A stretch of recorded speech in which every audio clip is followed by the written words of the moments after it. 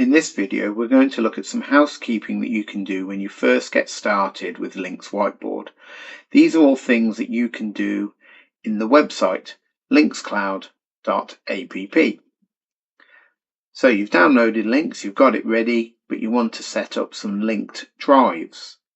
So if we go to the drives area, you can see that for my account, the LYNXWhiteboard account, I've already got my Google Drive linked to this account because that is the method I use to create my account in the first place, my Google credentials. However, I also have a OneDrive account and I'd like to add that. So if I go to Add Drive, I can select OneDrive or Dropbox, and now I can pick the account that I would like to link, and we go through the process. So I have to accept the conditions, and it's a similar process if you were to do this with Google Drive or Dropbox.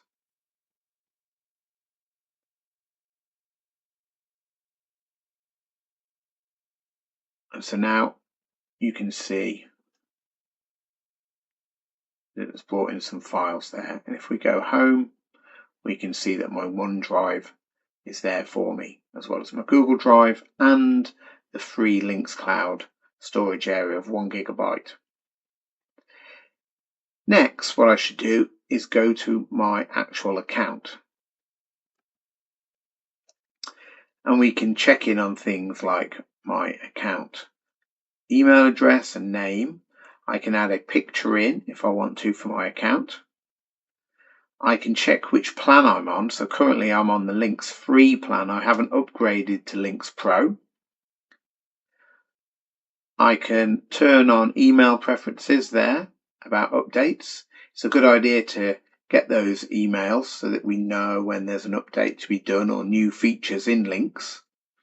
And then down here, we can see the cloud drives that I've added in.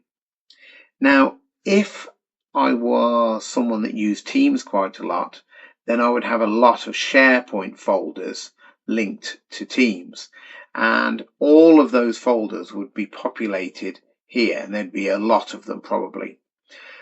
So what some people do is they will either enable or disable SharePoint. So for example, if I enable SharePoint, because this is a brand new account, it's not going to pull in that many folders for me. I think it's a good idea to enable SharePoint because you will want to share files with colleagues via your OneDrive if you're using it.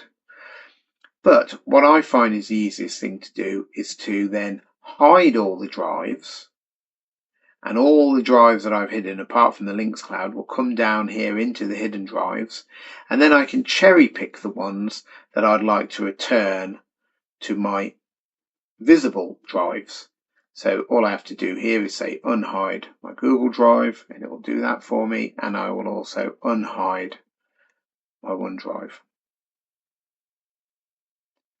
So that way we've got rid of all the drives we don't want visible all the time, but we can just see the ones that we want access to quickly when we're opening files back in the app. If I return to the app here now, you can see that on my dashboard there are my Google Drive and OneDrive, where I can access files and open them up directly within the app.